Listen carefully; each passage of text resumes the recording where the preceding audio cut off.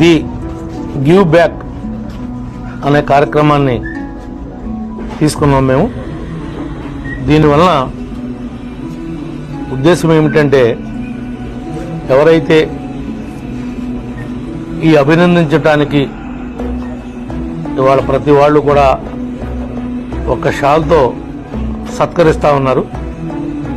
ఈ సత్కరించినటువంటి ఈ షాల్స్ అన్నింటినీ భద్రపరచాలి.